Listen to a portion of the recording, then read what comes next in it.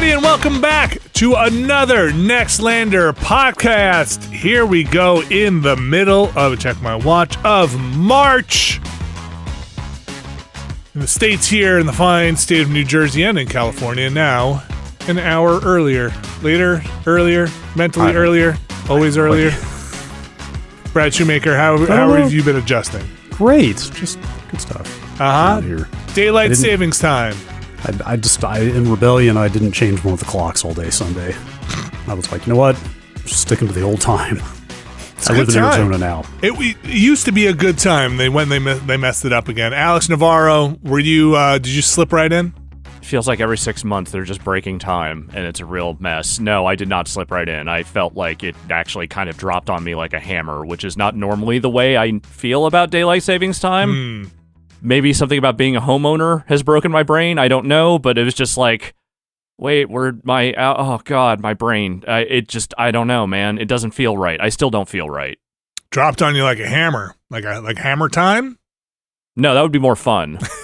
Would it be? Would it be? I'd at least tucker myself out naturally doing the hammer dance as opposed to just not getting enough sleep. I'm always grateful that phones and stuff just pick that stuff up automatically. That's always a good one to be like, makes it a little harder for me at least to miss a thing of like, wait, oh, why is it? Shit, fuck, that's right, daylight savings time. And it's always the microwave or the stove or somebody who really gets you. And it's like, nobody told me, because I'm not connected to the internet, and you never will be. Lousy stove. Farmers. Yeah. Microwave, and then I always got to do the dance of like, how the hell do you set the microwave timer again? Is it hold down these two buttons? Is it hold this button for 3 seconds? God, I don't know. And then too many clocks that have time. Clocks have. Is this really how we want to start this podcast? Just three old men complaining about time. Reject time. Yeah, stop the progress of time. It's destroy all your clocks. Yeah, you don't need it. I was in Vermont when the time change happened, and it happened an hour later there because it's Vermont. No, I'm just kidding. Vermont's beautiful. It's a great place. It was up in the Killington region, and there was like a snowstorm there over the weekend. And when we were driving back, it was terrible, but it was nice to see it go from terrible to basically no more snow on the drive down. It's always interesting to outdrive a storm, you know? Like, this sucks. This Get sucks. Past it. Oh, now it's kind of raining. Now there's nothing. Because the weather here in Jersey is kind of beautiful right now. Yeah, no, spring finally kind of sprung, or at least something close to it. But yeah, you were up there SSXing it up, weren't you? Just doing like 360 barrel rolls and shit all over the slopes. That's me. You can't stop me. You should have seen my runs. They were fantastic. No, I let the kids take care of that because their knees don't break like mine. And I keep telling them I'll get out there someday. All I got to do is this is like the second time or third time we've done this. And I say, by this time next time, I will have gotten myself into a position, literally a position where I feel like I won't snap in half if I fall. Don't worry, I'll be out there. And then when it came time for this one, I'd be like, sorry guys, I'm going to take a rain check on this one. They haven't invented cyber skeletons you can just have yet. So unfortunately, I can't get up there. Or I would have needed to start probably 8 months earlier on my journey to being a little more limber. My biggest worry is like, I'm definitely going to twist something the wrong way. And in a way that my body's like, what the hell did you think you were doing? You've been sitting in a chair for 7 years. Why would you strap planks to your feet and then have somebody push you down a damn mountain? What'd you think was going to happen? I'd be like, I don't know. I thought I was going to do it for the kids. Be like, you're an idiot. I know I'm an idiot. Just go sit back in your chair. I'll sit in my chair. That's the conversation. This is a real peer into the mind of Vinny Caravella and his many anxieties here. Is it anxiety or is it truth? It's not unfounded. I mean, I've been there. Yeah. Talked about it before. Strapping a large piece of wood to both feet may be a little questionable at times. Especially, again, if there are three positions my body is now used to. It is sitting in this damn chair. It is lying on either a couch or a bed, or it is occasionally standing up to go walk around a little bit. That's it. Those are the 3 stages of activity I've kind of gotten into. I've fallen off on my bike stuff. I haven't done any running in a while. No skipping a rope. Lord knows the last time I did a push-up. So, like, my body to go from that to being like, look, we're going to get you in a situation where you might have to make a sudden movement. Are you going to be okay with that? No, absolutely not. Are you at least stretching? No. You got to do that. You got to do that at least. I mean, I stretch when I got to pick something up. It feels like like a stretch, you know. Like, no, look, I am not an exerciser. I am not great at doing physical activity. But the one thing I've learned is that if I want to stave off total muscle atrophy, you need to, at the very least, stretch. Yeah, I know. I fell off. I fell off some of that stuff in the mornings. I got pretty busy in my mornings, and my morning routine stretched itself out of existence. Just kind of vanished.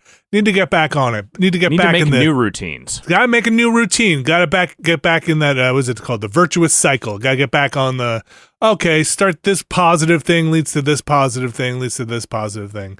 Because I also, I may have eaten myself silly while I was in Vermont. Also, a lot of good food vacation. There. You're allowed. Vacation. You're allowed. Make yourself sick. What they got at the ski lodge? Like pheasant? No. We stayed at venison and reindeer. Picturing a giant banquet. We went to this place, something, I think it's called Casey Jones Caboose or something like that. And it's basically an old train car where they serve all types of burgers. And it's delicious. And I like a hamburger. And I ate myself silly and had 2 IPAs, which was like eating another loaf of bread for me. So it's delicious. And is that where Casey Jones was driving his train high on cocaine, and that's why the caboose is in the middle of Vermont? It's just left behind from the train crash? Yeah, it's also cocaine. It's on the menu, but it's not on the menu. You have to ask for it. Better watch your speed. They do have like a bunch of Casey Jones stuff up there, and the Grateful Dead poster, of course. Okay, but not the Turtles Casey Jones. It's the Grateful Dead Casey Jones. You know, that didn't even occur to me while the entire time I was there. When you said Casey Jones Caboose, that was the first thing I thought of, was just a guy in a hockey mask with really tight jeans. Oh, yeah. I thought that was just understood. Oh, no. I immediately go to the Grateful Dead, but that's a pretty good. I wish I had thought of that while I was there. And then I think I talked to the owner, or I hope it was the owner, because I was like, he's like, oh, where are you guys from? He's like, oh, Jersey. He's like, oh, I'm from Jersey too. And I was like, fuck, dude, it's a hell of a commute, man. And then he was very busy and walked away. Fun time though. Kids had a great time. They got fresh powder, which I understand is very nice for skiing or snowboarding. And I was able to. You can't just say that so close to a cocaine joke. You can't do it. I understand all those skiers love the fresh pow. The powder. The powder. Mm-hmm. And I got to relax and kind of just chill out and do some coding and shit in a bed. Which Bless is you nice. For that. Bless that being your thing that like recenters your brain. Oh, I'm glad you so have nice. that. So nice. Just worked on getting sockets to work and that whole thing. So very fun, very nice. Did not enjoy sitting passenger on the drive home with the snowstorm going. A Prius. Would you rather been the driver? No. Okay then. Not on a clear day. But you ever drive in a snowstorm like that? I did when I was younger. It's weird. When I used to drive, I don't enjoy it. No, it's not fun. I have a 4-wheel drive vehicle and it's still not fun. You have to fight a lot of instincts. Yeah. You know? Like, granted, I was driving a 5-speed at the time, but like you need to be in a higher gear. You would think you would need to be in a lower gear. Oh. In the snow. But in fact, that's the wrong thing to do. Be in your top gear. Mm-hmm.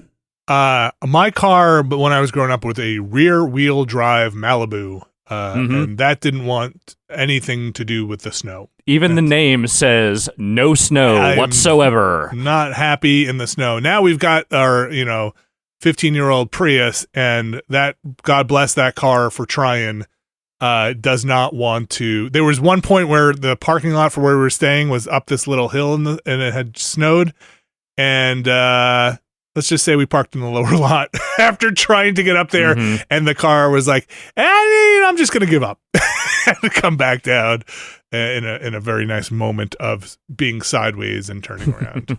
And again, Prius, love it for what it needs to do in my suburban lifestyle. on the mountainous, snowy roads of Vermont. Not really built for that. Not really built for that. Speaking of the mountainous, snowy roads of Vermont, we've got some games to talk about, and one of them... Effortless segue. Thank you very much. In both definitions of effortless, yes. In zero effort given, yes. Or zero effort shown. And also not a single bit of stress attached to it. We've got some stuff to talk about, including Llamasoft's The Jeff Minter story, Contra Operation Galuga, Mars After Midnight, Top Racer Collection, WWE 2K24. They can't pull this coming podcast out this week. Yeah. Coming up on the end of fiscal. Mm-hmm. But before we get started, let's check in on how the Final Fantasy Rebirth is going. The 7 Rebirth is going. How's Brad, that rebirthing going? how's it going, Brad? How are Still you going? doing? Still going? Where are you? I'm about to leave June Honor. I'm like done there basically. Well, we'll keep this generally spoiler free. So you've wrapped up the map in Junon? Pretty much, yeah. Okay. Did you wrap up any story stuff in Junon? Not really. I mean, they've been peppering stuff in there a little bit as you go. I don't know. I'm in a weird spot where I feel like I have to do everything on the map before I move on. I'm 100. I know last time you talked about getting to the region, seeing the icons, the towers pop up, and then being like, I'm going to go to the town and take a minute here, take a breath. Mm-hmm. I did the exact opposite, which was got the town. I was like, point me towards the Chocobo. Let's go. I've got towers to hit. I've got Operation Condor, or is it Fort Condor? I got Fort Condor to play. Let's go. That's the thing. Actually, this game currently is really just a vehicle for me to play Queen's Blood and Fort Condor, because those are kind of my favorite parts of the game at the moment. I had some Fort Condor trouble on the second one I did, where I got smoked, switched it up to the one with the catapult and the ballista, and then smoke the enemy. Is there just a better assortment of? Wait, you smoked them? I smoked them. Oh, so the first time they smoked me. Is that a bad thing? What's that? Is that a bad thing? Getting smoked? No, smoking them. No, smoking them was great. Okay. What is this fucking conversation? I don't what know. are you guys talking about? I'm a bit confused. So again, I'll start over. Ready? I made it through the first battle. Just okay. The second one, I got smoked. Changed my units to the one with the catapult and the ballista, and then smoked them. Mm-hmm. Okay, now I'm with you. Yeah, and then was wondering, is there just a better deck to play? Basically, do you just play the I forget, stronghold defense one? Is the first one just poop? I really just look at. I've just been looking at the rock paper scissors stuff. What are they fielding? Are they fielding more red? What is it? I'm trying to forget what sword guys, attackers. Blue counters red. Green counters blue, et cetera, et cetera. Is that it? Archers take out the sword guys, I think. No. Yes. Shield guys take out the sword guys. Sword guys take out the archers. Archers take out the shield guys. And then the magic's in the middle. Something like that. Magic's just cool in the middle. Sure. I think that's fun what they do with it. Yeah, I like Fort Condor. I don't remember anything about it from the original game, like most things from the original game. It's like I guess we should say it's kind of a quasi-tower defense sort of thing. Yeah, a little bit. You're placing units. They're not towers, really. They're units that advance, and there's like a line of, what do you want to call it? Line of scrimmage? Yes. Something. Mm-hmm. There's a front that advances back and forth based on where the units are, and you're trying to push into their base and kill their base in 3 minutes before they do the same thing to you. It almost feels like, okay, you'll disagree with this, I'm sure, because I'm probably wrong, but it's got a little bit of a Dota vibe to it, like a little Defense of the Ancients, as you're trying to take out their center tower thing. And there's kind of a couple of soft lanes, yeah. Although units will wander back and forth. You don't control anything directly, you just spawn units. Yes. And they do what they do.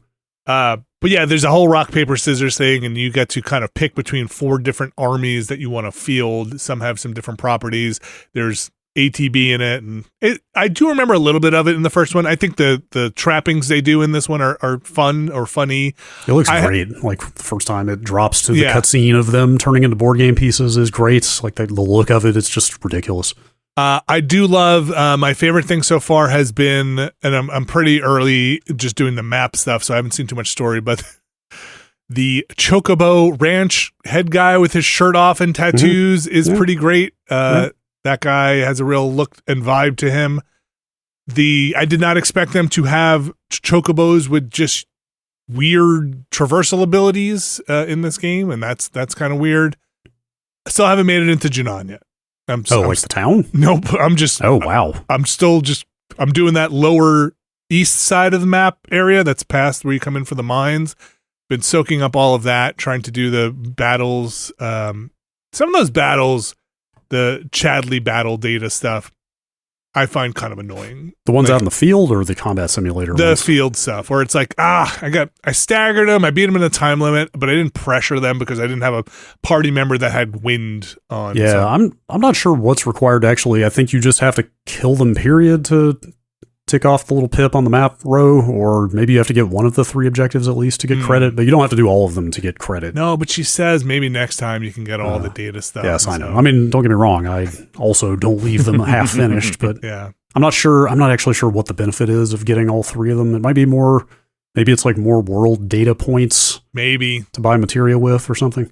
That game to me has just become this giant checklist of mini games and mini events. It's crazy, man. Like obviously that's been the word about this game since the reviews came out. Like, hey, it's mini game city, but like, it's kind of nuts how often you're doing things that have nothing to do with the rest of the game and are some bespoke little, like, did you do you haven't been into Junon yet? I guess you haven't done the frog obstacle course. Nope. Okay. There's a lot of weird stuff in this. Have you done the piano? I did a piano in the flashback. Yeah, it's here. You haven't been to the Crow's Nest yet, I guess. Mm-mm. Oh yeah, you can't go there until you talk to some people in Junon. Crow's Nest is like a tiny little side town. There's a second town here. If you want to know how much is out here in this map, in that town is where the piano becomes an actual legit mini game. Oh my gosh! Where they're scoring your play and stuff. There's a lot. Like I've been playing a lot of Queen's Blood every chance I get. Still, did you buy any new cards? Any? I ended up buying all those boosters, but I've been getting enough weird cards that my deck is just kind of all over the place now. Okay, it's getting pretty hard though. Found a better use for Aerith yet? Kinda. I've been switching back and forth a lot. All right. I realized I had only unlocked one of her 2 bodyguard style team a bit synergy skills. I didn't have the other one, which I think is the better one, so she's got a little more survivable, but I don't know, like the classic Cloud Barrett Tifa Wrecking Crew is so potent that it's kind of hard to give up, but I've been forcing myself to use the others just to have some variety. I ended up bumping the difficulty up. You did? Okay. It just felt, I don't know, all the enemies felt a little too squishy. Like I felt like I was never getting to use any of the cool stuff because everything was just dying too fast. And you have to earn the like synergy points to use cool stuff. So I have felt that way. Maybe it's because maybe you and I are in a similar spot where we're higher level because of cleaning out the original area. But I have felt that way since getting to the Junon Grasslands or the main area there, where I am marching through everything, even the battles for Chadley, where it's like I didn't have time to pressure this guy; he was dead. Yeah. I the only reason I switch parties now is to kind of extend between healing or going onto a bench or something like that. Where it's like, I could run around for a little bit longer here. I mostly, unless I definitely need to do something, just stick to Cloud for using battle stuff. He's got most of my abilities and materia that I want to use, and I will switch to Tifa or Barrett if the need arises and I need to get the ATB up or something. But mostly I'm sticking to Cloud and doing my dodging and stuff there. Yeah, I kind of just default to always having Cloud in the party, although there definitely been a couple points where I was like, maybe I don't need him. Like everybody else seems pretty awesome here. Maybe he can take some time on the bench. It is nice to have like one person that you know is going to have assess on them at all times and stuff like that, though. That's on my Cloud. I have not gotten another party member yet since the starting party. So. No, I thought by now I would have one because of where I was last week, and I mean I feel like it's been like 6 hours at least of game time since I did anything remotely story related. Yeah, at least. Yeah. But yeah, like they were teasing the next character to join your party, let's say. Okay. But then that character ran off as fast as they appeared. Okay. Anyway, I'm basically ready to go, like, hit the story trigger to move on from this area now. I'm curious, like, the Fort Condor stuff is tied to the Proto Relic chain here. I wonder, are you going to get to keep playing Fort Condor outside of that? I kind of hope so, because every time that and Queen's Blood come up, I'm happy to do those things. Sure. Yeah, I wonder. Maybe there'll be people who are Fort Condor aficionados later. But it's not like you're getting, or at least I haven't seen, maybe in Junon they have it, places to buy other soldiers. There's no progression attached to it that I've seen so far. Yeah, that's kind of it for the check-in. It's mostly just been mopping up stuff and going in. That hour count just keeps going up. And it's just, I can see where that's going to be a fairly decent chunk of time. Yeah, you do finally unlock fast travel back to the grasslands. So I did get that. I think you could maybe next time. I don't know how. Again, I think I said before, I don't know how many of these open maps there are in this game. Like, you could probably not do everything the next time you get to one, and then just kind of pop back and do some stuff later.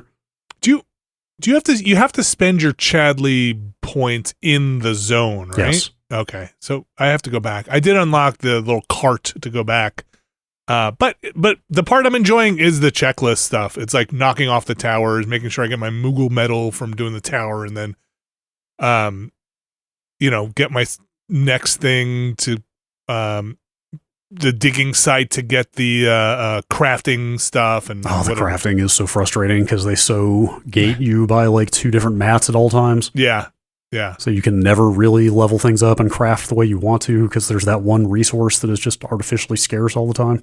I tell you what kills me in the crafting is when I have 99 of something and I'm like, just like, we couldn't pick this up anymore. I'm like, all right, I'm just going to build a bunch of potions. Yeah, that's the thing to do is just go make items with the thing you're maxed on. Like, I don't know, who needs a copper bracelet? And then just throw it on the ground if you don't need it. I've got too much ore. I do like that they show you for the upgrades who's wearing the previous version of the thing. That's kind of a neat thing in the UI to be like, oh, Tifa's wearing the previous if you just want to upgrade her bangle bracelet or whatever it is. I'm like, okay, great, you got it. So far I really like it. It just seems like very checklisty. I had a moment when I got to Junon after last week where I was like seeing all the icons pop up and just going like, I don't know if I'm quite as excited to do all of this again. Yeah. Considering the Grasslands was only like maybe 90 minutes ago. Yeah. Of an interstitial dungeon, and then you're right back in it. But I did it anyway because I need those materia and stuff. But yeah. Get your materia, man. Ready for some things to start happening again. That's going to do it for Final Fantasy VII. I think we'll take a break here and we'll get the rest of the games into the bigger collection or game section after this break. So stick around. We'll be right back. This week's show is brought to you by Factor. Now, Alex and Brad, Factor. I like to eat and I like my free time. Now, sometimes those things are not that compatible, but Factor has your back. Factor has your backer, is what you're saying. Factor has my backer, yes. Every fresh, never frozen meal is chef-crafted, dietitian-approved, and ready to go in just 2 minutes. Over 35 different options to choose from every week, including Calorie Smart, Protein Plus, and Keto. And there are more than 60 add-ons to help you stay fueled up and feeling good all day. Now, you think I would have learned by now, but I should really eat before I do these Factor ads, because when I say things like pancakes, smoothies, that gets me really hungry already. Breakfast, midday bites, and more. No prep, no mess meals. Factor meals are ready to heat and eat, so there's no prepping, cooking, or cleanup needed. And Factor is the perfect solution if you're looking for fast, premium options with no cooking required.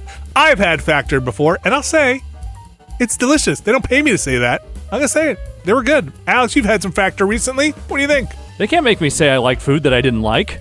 Guess what? I liked it. That's right. They don't have that kind of power over you. Well, how can you get in on this? Head to factormeals.com/Nextlander50 and use code Nextlander50 to get 50% off. That's code Nextlander50 at factormeals.com/Nextlander50 to get 50% off. Thanks, Factor. All right, we are back. And the game, the franchise, the entertainment property that gives me the most agita because of rights management stuff anytime we cover it, WWE. What is going on with WWE 2K4 24? What does it give you? Agita? What is that? Like heartburn? Anxiety. Yeah. Oh. How have I never heard that word before? I don't know. You live in New Jersey. I don't know how you... Well, I haven't lived here that long, to be fair. But okay, fair enough. That yes, no, the WWE gives everyone heartburn. That's just kind of the nature of wrestling. Whether it's for rights management or other reasons. But yeah, the new one of those is out as of the officially last week. And as I was pleasantly surprised by the last one, I was like, okay, I'll take the plunge again. I'll jump in on this one. And I'm not going to stand here and tell you this game is radically different from last year's game. If anything, it just kind of feels like they've refined a few things from the last one. But they did get the opportunity to at least remove a couple of alleged sex predators from the roster. There's that agita again. Yep. It's right on cue. Yeah. Okay. So how aside from their, I don't even want to get into. We've talked about it. Yeah. That WWE's current state of things, but as far as a game, how is it? I mean, it feels a lot like last year's game, which I'll say again, last year's game was the first time in ages I had played one of these and felt like, oh, actually, some of this stuff is actually starting to blend together in a way that feels good and fun, and there is a pace to this, and it kind of feels a little bit like the way WWE TV matches work. And, you know, for a long time, they struggled with that because for a long time, also, they were just struggling keeping the game working. However much of that you want to attribute to Ukes versus 2K, that is up to you. But I will say, as soon as, not long after Ukes left this franchise, things started going in a better direction. So take that for whatever it's worth. So with this one, I mean, it's an updated roster. It is, you know, their big story mode hook this year is 40 years of WrestleMania. This is not the first time they have done a WrestleMania tribute, which means that at least some of these scenes that you end up playing, or matches you end up playing, they have already done before. And also a bunch of the historical footage, they just did not bother to secure the likeness rights for some of those people, so you have a lot of blurred faces in old WrestleMania footage. Oh, really? Okay. It's not everyone. They get a pretty good broad spectrum of people, but like, you know, you're watching the footage of, you know, the great Macho Man Ricky Steamboat match from WrestleMania 3, and the ref's face is just blurred, you know? Gotcha. Okay. Like, a bunch of Ric Flair footage, his face is blurred. So wait, Ric Flair? Yeah. He's not like he's not just owned by the WWE. So he has a Legends contract, like I imagine just about every other older wrestler of note has a Legends contract, but I think when they put you in the video game, it's not like MTV and the music from the music videos. They couldn't just use that stuff all willy-nilly. If they are putting you in a video game, they still have to pay you some kind of appearance fee. That has always been my loose understanding. I do not know this, but that is why I gather that they do not just have blanket right to use all those faces wherever they want. What was the one that came out a while ago? I went to the event for. I think I went to a WrestleMania for. Was it Legends of WrestleMania? Yes, that was some years ago, but yeah, that was like a side game they made. Oh, it was? Okay, that wasn't an official release? Okay. Yeah. So so with all this WrestleMania stuff in it, do you feel like it fleshes out 2K24? No, is the thing. And my biggest problem with these games, and it has not really changed, is that I just don't find a lot of the around the edges modes in these games that much fun. I think playing it is pretty good. Like, the gameplay still feels pretty solid. The AI is good. They've added some dumb match types this year, none of which are like my favorites, but it's like, hey, there's more variety, so that's great. And it doesn't seem like horrifically buggy, which, you know, crossing on my fingers always that it stays that way. But stuff like the 40 years of WrestleMania, like those play the showcase matches stuff, it's just not enough actual fun, and more it just feels like they are putting you through the paces of history in a not fun way. The career mode stuff is just not interesting to me. I don't think the writing in them is very good, and they're just always trying to tell some variation on the exact same story of, you're a rookie wrestler, come up through the ranks, and it's like, we've done this a lot. And so far, what I've played of this new one has not really grabbed me either. And, the universe mode is interesting in that it sort of lets you book your own version of Federation, same with the GM mode, but, neither of those modes have really grabbed me in a major way. So, that stuff has not really done it for me. But, the creation suite is still pretty spectacular. There's a lot you can do with it outside of putting pornographic images in the image editor. Thanks, whoever did that. And, the actual gameplay is, good and solid. So, I think there's more work to be done around the edges, but they have the game in a reasonably healthy place. Okay, so, good foundation mechanically, yeah. And maybe just creatively fleshing out some of the other modes. Yeah, and maybe just get rid of my faction mode, but they never will, because that's the thing they actually make money on. It's their version of the Ultimate Team stuff. Oh, do they sell, cards or something within it? I mean, there's currency you can buy, okay. And yes, there's a whole card pack opening aspect of it. WWE 2K24, you've got a very slightly non-pornographic video now on YouTube. It's less pornographic than it was. When you were like, Vinny, there's some porn came up during the thing. Do you think you could blur it out? I was ready for it's milliseconds. You find it very quickly and move on. I was ready for it. But I don't want anyone just getting a surprised vagina in their face, really when they're not ready for it. I don't want that. Straight up porn. It's just right there. We're a long way away from the days when foot fetish porn was the most you could get away with. Do they map it onto a t-shirt or nope. Well, that's the thing is those images are being uploaded presumably to either be put on wrestlers or on signs or on other things. Whatever context that person was using it for, I have no idea, because they just let you look through all the images that have been uploaded, period. And they do moderate it, I think, to some degree, but it looks like some stuff still slips through every now and again. And you were in the top downloaded, right? And it just that was literally when I went to most upvoted to try to get off that most downloaded tab. It was in the first page. People know what they like, okay? Yeah. WWE. Is this the modern nerds version of finding porn in the woods? Yeah. I gotta get the new WWE 2K24 launch day before they take out all the porn. That is out now in, I assume, at least 3 or 4 different flavors versions, right? They're still putting that on old consoles. Yeah, okay. Like last gen, so they're never gonna stop doing that. 2K24 out now, WWE. Alex, you and I played some of Llamasoft, the Jeff Minter story, and I guess played is maybe experienced? Yeah, I played a little bit. I played some of those early prototypes at least. I fired it up briefly also. Oh, nice. Well, what did you think of it, Brad? I've spent 10 minutes looking through the timeline, basically, just to kind of survey the date range, how much of his career they cover, and kind of what the general tone of it was. But it was right before this podcast, so that's kind of all I saw. Alex, you and I talked a little bit about it before we got on here. Mm-hmm. I think for me to kind of reiterate some of the things I was telling you that people haven't heard, I feel like this needs a part 2. This feels so the timeline ends in the mid 90s after Tempest 2000. Yeah. 94 is the last date on the timeline, and so it does a pretty survey job. It's a very kind of quick job going through a lot of Jeff Minter has a lot of stuff. And now I'm not extremely familiar with Jeff Minter and the scene. That's the kind of UK scene. I came to knowledge of him very late. Basically when he started doing Xbox Live Arcade stuff is when I sort of discovered his work. So this one feels a little less focused and putting things under a microscope and zooming in, and a little more top level on a lot of things as you kind of go through the greatest hits. You can still play the games. A lot of this is a great version. I think, again, not being all that familiar with the catalog, but great version or a collection of Jeff Minter's work pre 96. Like 40 games, I think. A lot of games. And also they have some games after that. They do have some games from the 2000s and stuff.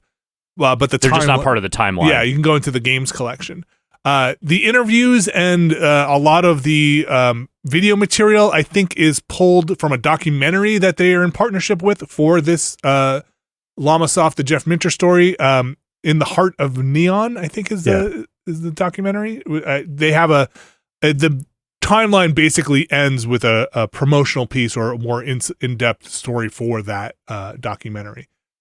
I think for me, this one didn't hit as hard as the other ones did. And I don't know if it's a combination of the source material or feeling like maybe they are trying to cover more in a kind of more spread out, thinner veneer. You know what I mean? Like it doesn't, there are things in here that I don't know enough about, but I've only heard really boisterous people get very loud about, like the ZX Spectrum, right? That's not my machine. I don't know about that.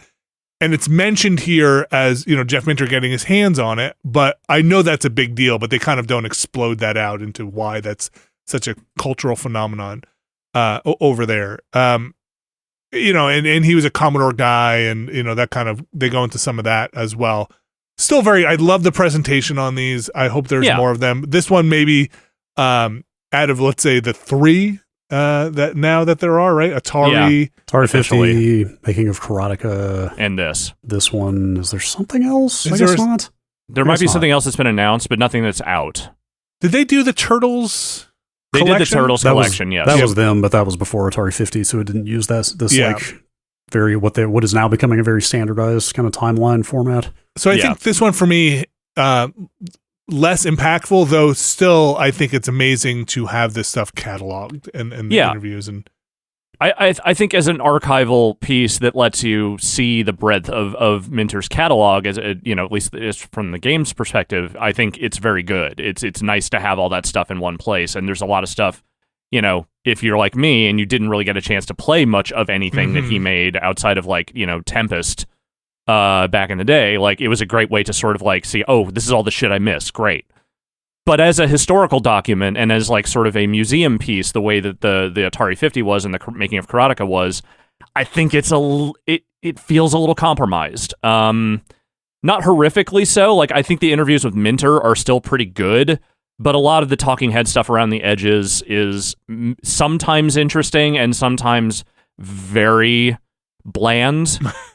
And I don't think that, like, it's weird, some of the stuff that it feels like they are either talking around or just is absent. Like, the stuff, anything post-90s or mid-90s, like, there's parts in there where they are talking about his original business partners, and he just kind of refers to them as the other guy. Like, it just feels like Jeff Minter does not really want to talk about negative stuff, or if he does, it's just not in these interviews. And so it's just, it feels a little incomplete, I guess, in a way. Yeah, I'm really curious why it stops as early as it does. I don't know if that's like out of deference to the forthcoming documentary or what. It could be. I'm not sure why else they would do that, because there's, like you said, there's obviously like early Xbox Live Arcade stuff he did. There's the strife with, as I say this out loud, it kind of makes sense why this isn't in there, the strife with Atari. Right. Considering that the maker of this now is owned by Atari. So there's no like Atari branding on any of this. I was looking for a publish by, or there's none of that. In the outside of the actual Jeff Minter story stuff. Right. Obviously, there's Atari stuff. It's all branded Digital Eclipse. Yeah. That stuff was way later than I remembered. I looked it up, and it was only like 2015 or whatever when the TXK stuff happened with the lawsuit, legal dust up between him and Atari. Yeah, so there's none of that stuff. They kind of end on a kind of, and again, I'm not trying to say there was any influence by Atari, but it's kind of a positive note with Tempest 2000, with Atari giving Jeff Minter the platform to kind of make his name more well known. I think that's probably pretty widely considered his best game, or at least most well known, I guess I would say. Yeah, like. Not that it was a crowded field necessarily, but like it was kind of even at the time when the Jaguar came out, it was like, this is the Jaguar game you need to play. Yeah. But again, it's a lot of games, a lot of farm animals in games, a lot of visual, swirly colors out there. It's I think as a subject I was particularly interested in, like not knowing a ton about Jeff Minter other than kind of what's been said about him by other people.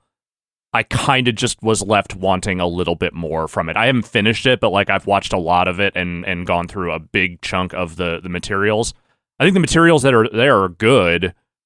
but it is looking at a lot of cassette tape boxes and being like, this is how this game was distributed, and it is a lot of, you know, him just kind of talking about stuff that is already explained in the text that as you go through the timeline. So it's like just kind of getting reiterations of things that have already been said.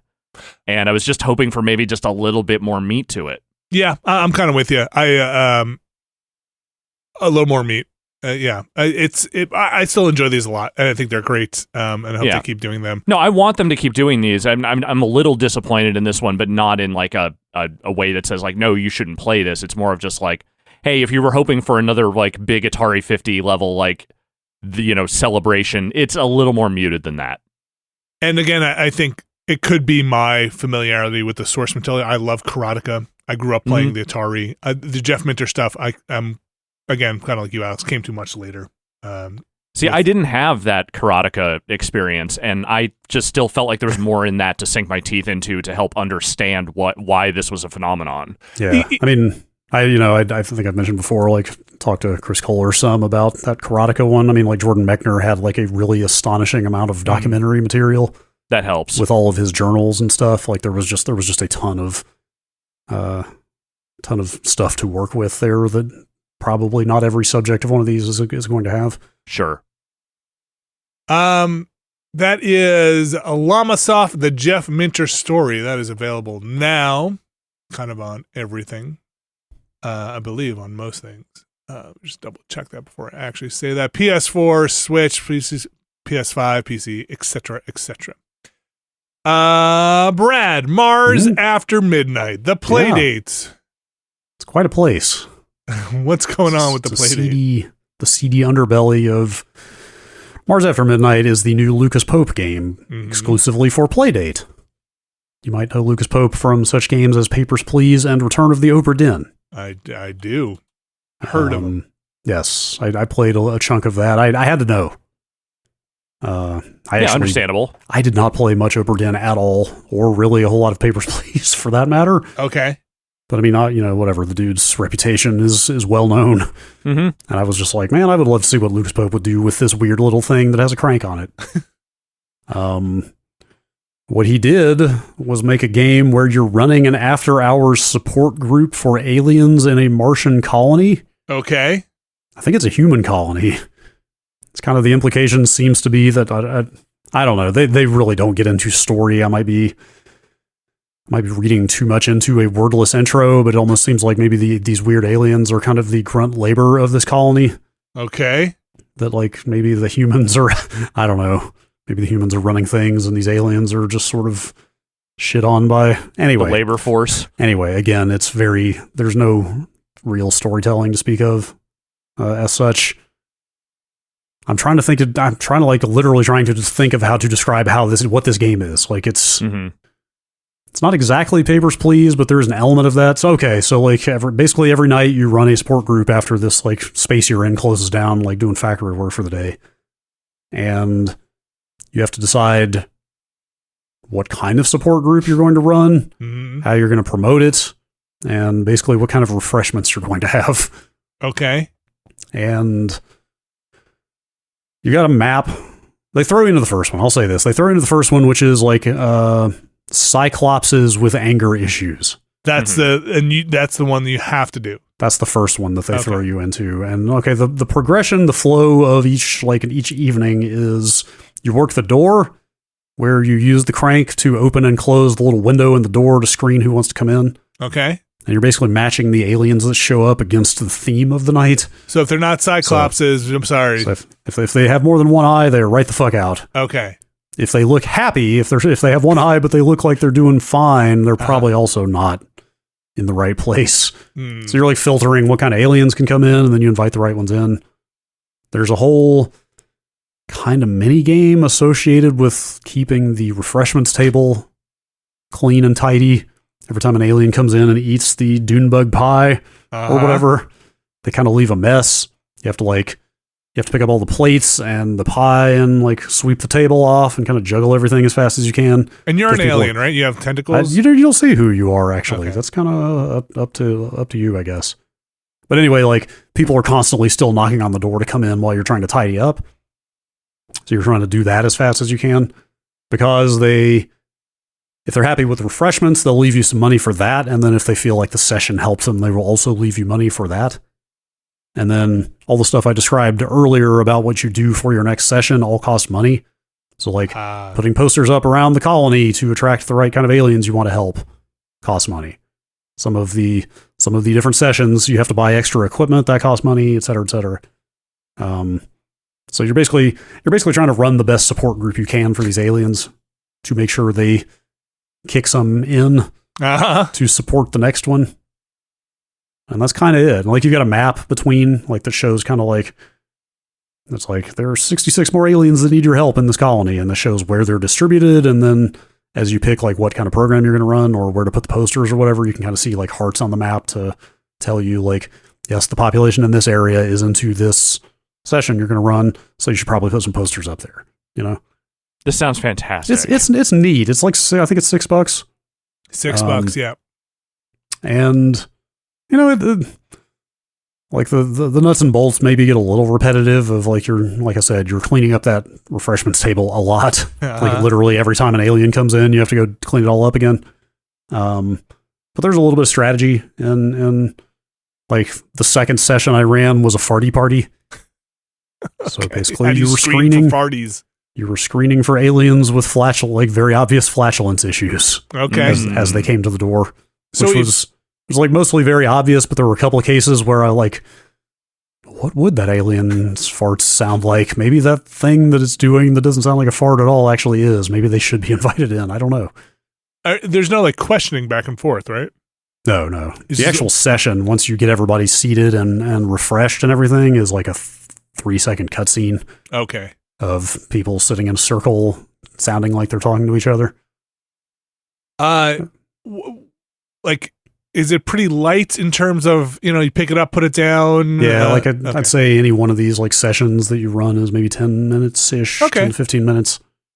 I gotta charge up my Playdate. This sounds like one I want to go check out. It's pretty neat. I don't know how.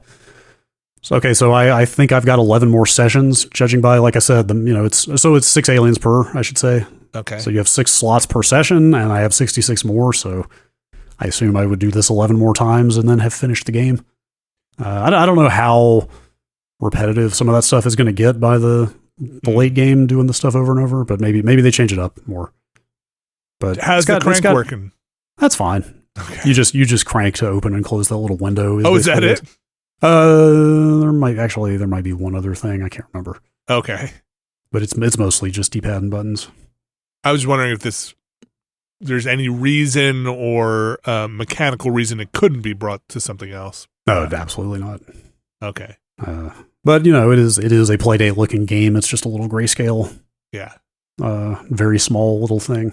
I like their art style. Kind of bite size. Yeah, it's neat. That is Mars After Midnight, $6 on the Playdate. Yes. Yeah, definitely does not seem to have the heavy puzzle element of Oberdin. Much lighter than that, but it's got personality for sure. It looks neat. I want to check it out. Alex, you spent some time in Contra. I did, the new one. Galuga. Yeah, I don't know what that is yet. I haven't played enough of it to know what the Galuga is all about, but they sure did make a Contra. Yeah, like, is it as much of a greatest hits of Contra as it looks like from the screenshots and stuff? And I've only played through the first few stages, but it is definitely that with a healthy smattering of in-between, like, dialogue and cutscene. Like, there is a whole home base that keeps radioing in a bunch of characters a la Metal Gear that are, like, your military advisors. But it's still, it's the two guys. Like, it's Schwarzenegger and Stallone, But also, I think there are 2 other unlockable characters because it is a 4-player co-op game if you want to do it.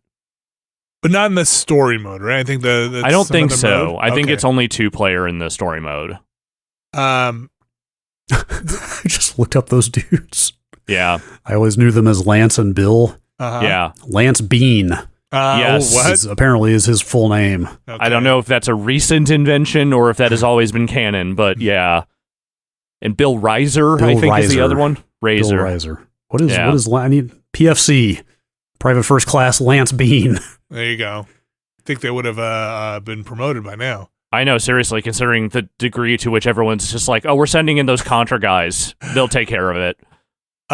So yeah, I don't know, the run and guns. It feels pretty good. Like it is like at least in the early stages I've played, it's definitely a lot of familiar iconography of early Contra, but done in a bigger, more 3D looking environment. It seems reasonably challenging, though. When you're playing the story mode, there are checkpoints, so you can just keep going back and starting from that checkpoint if you want. Though your score ends from wherever that checkpoint is, so that's the thing that's supposed to make you want to play through the whole thing. There is the arcade mode also, which I think does away with a lot of that story stuff, which probably is fine. It's the story isn't bad. If you hit a checkpoint where you have to watch a whole bit of it again, you don't want to do that. Okay. Fair enough. This is way forward. This take on Contra. Does Contra need a story? It's a light dusting of it. It is not a real story that you really need to get that invested in. It's more of just like a, hey, what if we actually thought about what the Red Falcon was doing when you were on that island, and also what if there were people that also lived on that island that the Red Falcon then took over? Oh. Okay, go. Right, because this is a reimagining of Contra. Yeah, yeah, I mean, I think it's also drawing from other Contras that aren't just the first one, but it is, like, that first stage feels like a variation on the first, like, the first boss in that game feels like a variation on the first two bosses in Contra. Did you try to put the Konami code in at the menu? No. What? Because I never do that on my first run through. Oh, yeah, save that one. I see how far I can get, and then I immediately start using it every other time. Did you die out, like bomb out, 3 continues out, and you have to start over, or do you just... I don't think in the story mode you do that. I think in the story mode it is whatever the last checkpoint was, but I think in the arcade mode you can bomb out. Okay. That's fun. I'm curious to see what's going on with Contra Operation It Galuga. is $40. Yeah. Just maybe a little maybe high. Feels a little heavy for what is actually there, but not by like a huge margin. It is good, is the thing. Like, it is fun. So I feel like that already you've won half the battle there with a new Contra. I think that anniversary collection is like $20 out there too, which it's got a lot of Contras in it. There's so many Contras, but somehow not as many as you might think. I don't know. Actually, I'd say this anniversary collection has territorial releases. So Japan, North America, and the arcade version of Contra, Super Contra, Super C, Contra 3, Operation C, Contra Hardcore, Super Probotector, Alien Rebels. It's not one I remember. When are they going to make a new Life Force? Just keep it going. Dude, I'd give me a new Life Force.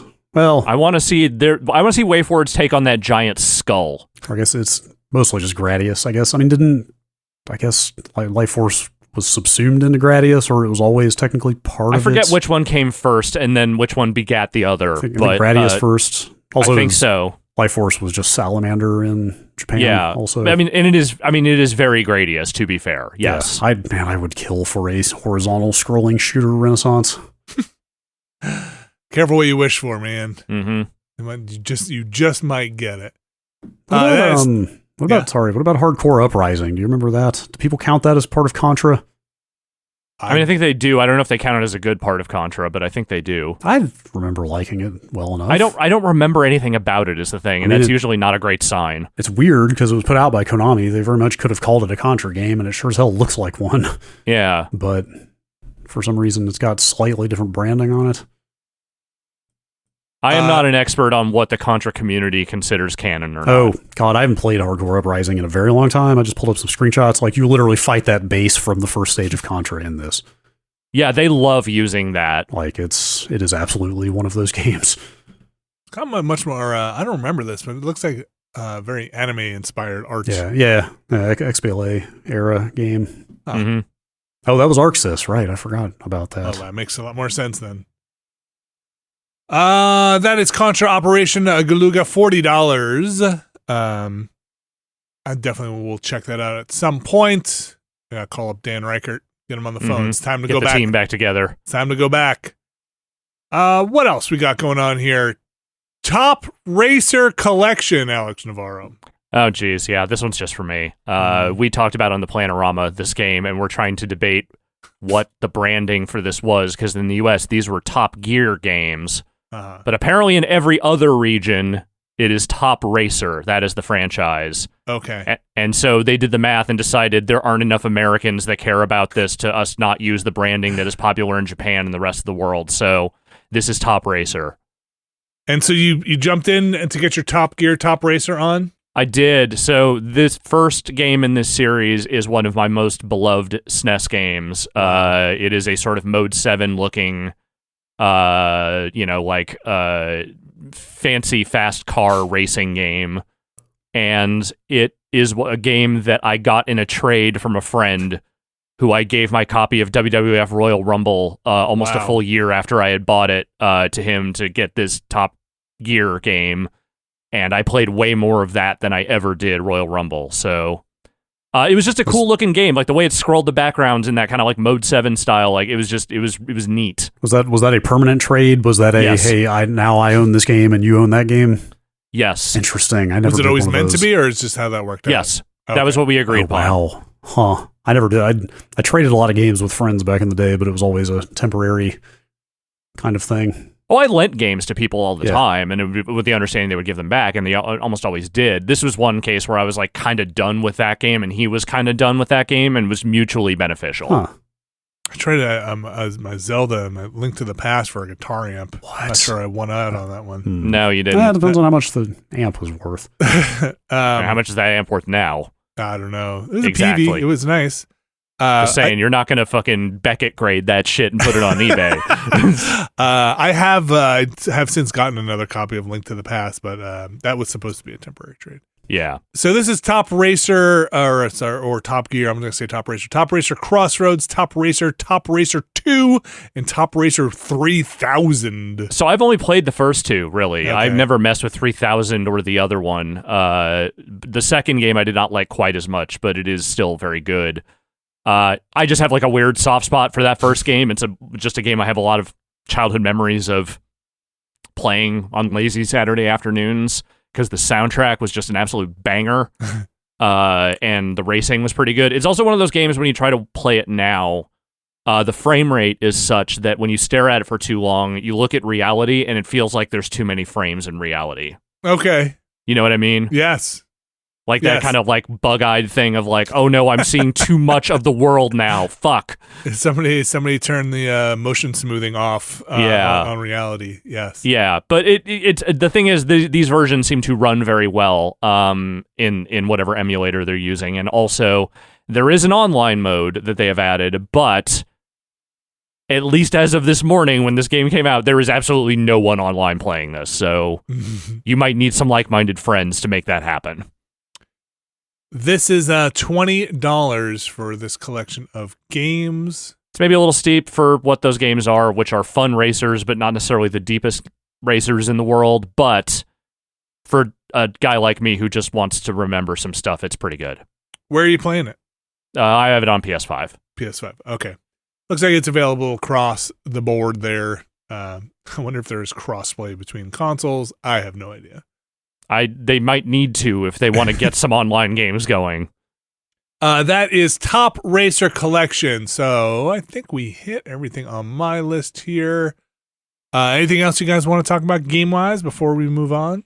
I think I may have finally freed myself from the clutches of Balatro. Yeah? Did you you were able to put it down for a little bit? Yeah, I think I'm now past the point of needing to play it all the time. All right. It's a thing I don't mind firing up when it's in an idle half hour, but now it's like I don't have that need to be like, well, what if I just did another run? I think I just kind of topped out on how much of it I could possibly play. Okay. Can you beat that game? I mean, if you unlock all the decks and all the difficulties, I guess that's technically beating it, but Okay. am I ever going to do that? There's Says a big the man shrug who- happening that you can't Yeah. see. That's I feel like that shrug happened with Vampire Survivors one day back. I mean, I do still go back to that every time they put out new content for it, so... Well, we'll check back in on Balatro in the future, but for now, we are going to take another break, and we'll be back with the news, so stick around. We'll be right back. And we are back, and it is time for the news. We're starting the news off here with a bit of a passing. Someone who has not only probably influenced a lot of the listeners who are listening to this podcast in art, but in video games. If you have played a video game probably in the last, 30 years, you probably have run across Akira Toriyama's work, probably best known for Dragon Ball and Dragon Ball Z, but if you played games like Chrono Certainly Trigger, in the West, yeah. That's like I'd say, that has the most cultural penetration globally, but certainly a lot of his games work was right up there. So, Brad, you and I had just finished doing a bunch of PlayStation games where we looked at things like a Tobal. Yeah, like Tobal number. We had just streamed Tobal number 1, like maybe 6 hours before this announcement went out.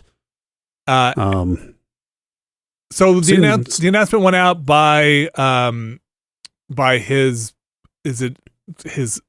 estate or his company? I think Bird Studio is his kind of animation studio. Okay, if I'm not mistaken. Ask me anything about how his businesses are structured. I mean, obviously, I've learned all of this since last Thursday. Yeah. It was crazy seeing this news go out. Like, I saw it come across my Twitter feed, and it was just like record scratch moment, like just like time stopped kind of thing of just like, what are you talking about? Yeah. Like, Toriyama can't die? Or you like, what? Yes. Like, he can't die. Not, he didn't die. He can't. Like, he's that indelible a figure to everything that we are involved in. You know what I mean? Definitely. Yes. And like the reaction I saw out there was very consistent with that.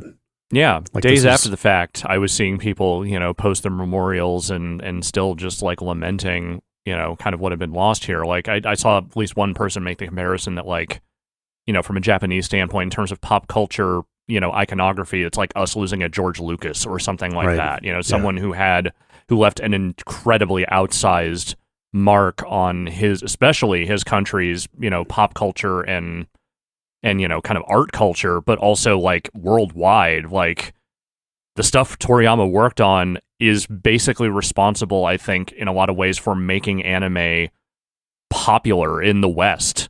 Absolutely. I mean, it's definitely Dragon Ball was the first thing I ever saw on American TV. From Japan. I mean, obviously, well, whatever. I mean, there's like Transformers, plenty of stuff animated in Japan, but Dragon Ball was the first thing that was billed as like, hey, this is a Japanese animation from that territory being brought over here. Yeah. And not just like redone the way like Voltron was. Yeah, like in the mid-90s. And I think it was a big cultural touchstone, especially for the Toonami crowd out there, to a gathering of, for people my age, a gathering of people who could wink and nod and kamehameha their way into an acknowledgement that you are watching, you are down with this, what's going on. Even before the like Goku giant shirts came out, people were like, I've seen some Dragon Ball. I know what's up with the Dragon Ball Z. And I had not put it together with Dragon Quest for a long time. That connection was not made until later in my life. Yeah, I mean, watching the tributes come out, people talking about stuff, it's like, it's crazy. Like, people have pointed out, like, this guy created the slime, the Dragon Quest slime, like one of the most iconic, simple yet iconic character designs of all time. And that was only like number 8 on his list of calling cards or things he's known for, Yeah. Like any one of these franchises that he was involved in would have been like made anyone's career, let alone all of them together. So Dragon Ball, Chrono Trigger, like we said, Tobal, Dragon Ball Z, the different than Dragon Ball, which again, I'm more of a Dragon Ball Z person. I know a lot of people like Dragon Ball. Dragon Quest, just I didn't play much of the later Dragon Ball Z games. Much like probably a lot of other people. They were played a lot of fighters. Yeah, they were okay. Those what was the one that came out that wasn't the latest, but was the 2D kind of Fighters, Fighter Z. Yeah, that was the one. Fighters. Yeah. The game looks that so one. good. That one definitely was a big Evo hit for a good long while there. Yeah, God, that game still looks incredible. So the statement says he had passed on March 1st. I believe it said subdermal hematoma. So subdural hematoma. It's basically a brain bleed. There's like 68, which is insanely young. I mean, it's tragic. Like, it really sucks. He was in the middle of like 5 projects. Like, is it Namco that's doing that Sandland game? I believe so. That's coming out. Like, there's that. He had to do Dragon Ball stuff, or he was at least overseeing some other stuff as well, I think. Like, he was definitely not done. So it's extremely sad from that perspective. I don't know. This one hit me really hard, and when I saw it at first, I was like, well, I was never really into Dragon Ball, which is his main big thing. But the more I thought about it, like early Dragon Quest, something I was really into, like Chrono Trigger is one of my favorite games ever. Like you said, like we were just streaming Tobal #1. Like, his influence was just so pervasive. Like, even if you don't consider yourself like a diehard fan of one of his main things, it's still like stuff he did inevitably, crossed your path or you touched in some way. Yeah. Even if his stuff wasn't your favorite stuff, it was probably the favorite stuff of the people who made your favorite stuff. Yes. That's right. There's definitely that aspect of it. And there's also like, you have probably consumed more of his stuff than you even realize until you stop and think about it. Yes. Hugely influential. Yeah. I mean, there's even stuff coming, like, I didn't realize how much like Sonic and Mario take from his early stuff. Oh yeah, like Miyamoto specifically cites him in some of the early Mario designs. Like a lot of the side by side stuff of what Mario took from Dr. Slump that was coming out there over the weekend was just like super eye opening for me. Like, I had no idea, like stuff like the Tanuki suit, or even like Mario's basic design, like the wings on the hat from Mario 64, like his run cycle, like all kinds of stuff was just taken straight from Toriyama. Not in like a plagiaristic way, Like, no, in like like inspired by. Right. Like, it's just insane to think how much influence he had on how much.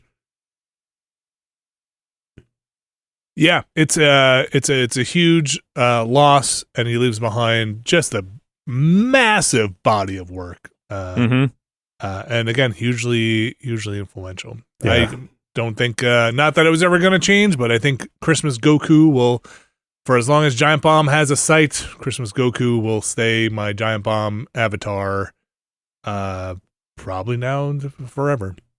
Yeah. That's on you, Giant Bomb, now to keep that site going. So that the candle may never burn out. That's right. Yeah, I don't know. As sad and tragic as this was, like, it actually ended up being kind of one of the more positive experiences I've had on the internet of late, because so many people came together in appreciation of what like he brought to their lives. You know what I mean? Like, it was just so universal. I mean, multiple national governments issued like days of mourning or kind of like official state recognitions of his passing. Like, just people from so many demographics, out there all basically coming together and saying the same thing. You know what I mean? Like, yeah. Like, I ended up going out and reading a couple of pieces on like how much Dragon Ball has meant to the Black community over time, for example, or how big it is in Latin America. It's enormous in Latin America. Stuff like that, it was like really just crossed so many cultural and demographic boundaries, his work, and it actually just, again, like, very sad to lose him in this way. And this also brought up a conversation about how manga authors are not the most long-lived of people, generally, because of what they are put through by the publishing industry and stuff, and that whole part of the tragedy as well. But still, like, all that stuff aside, like, it was just really heartwarming to see this many people come together in kind of mutual appreciation. Huh. I did not know that about manga authors. Yeah, like, they work them very hard. I mean, I guess it's like what I gathered, again, like, I just, this is 5 days of reading about this stuff or whatever, but it's basically the idea of one person writing a comic, doing all the art for it, and being on a weekly release schedule, versus like American comics generally are monthly, and they have one person writing and another person doing art, that kind of thing. Like, it's just just lack of sleep, like hours and hours hunched over a table, just constant working, like never stopping working to keep up with the publishing demands, kind of like a lot of famous manga authors have died way too young.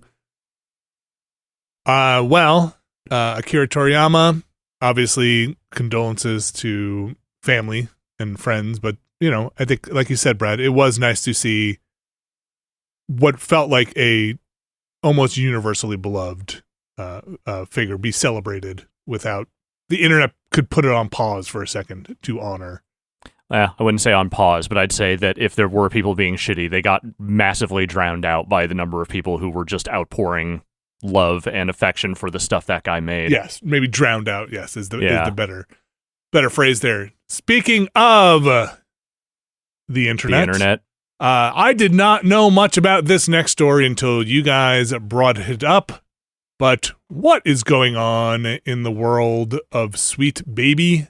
How do we even start this off?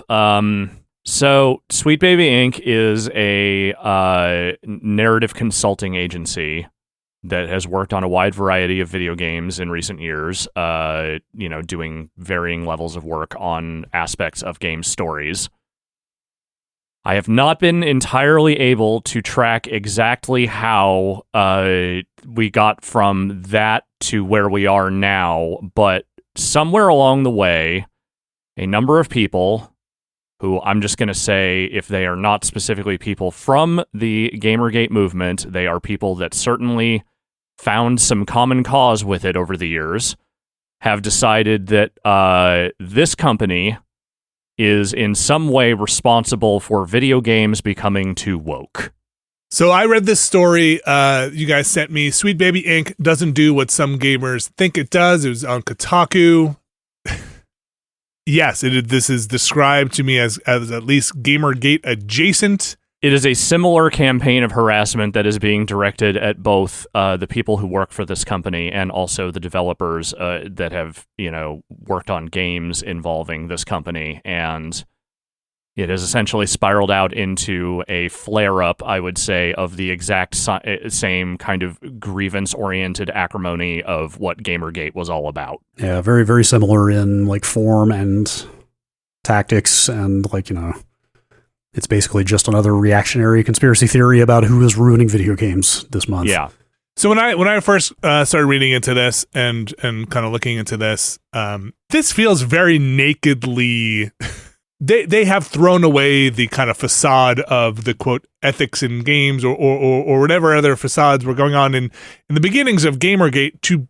Sounds like to me, and again, I'm not that exposed to this on the regular, mostly coming from what I've tried to read about in the last 24 hours. Just saying we don't want inclusivity in these games, or this is what is ruining games.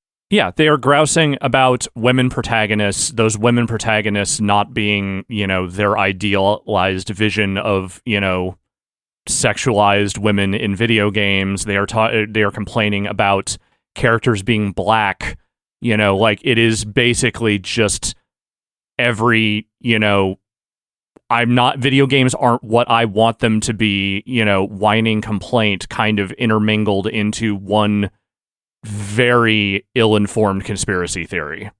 And then the reporting on this that I read says that is then being directed or misdirected, according to the reporting, at Sweet Baby, who does not necessarily go in to take over a development or narrative to then drive an agenda. Because that's not what a consultant does. Right. This is the part that always kills me about these stupid fucking things, is that you could only propagate this if you have absolutely no idea how anything works in the world.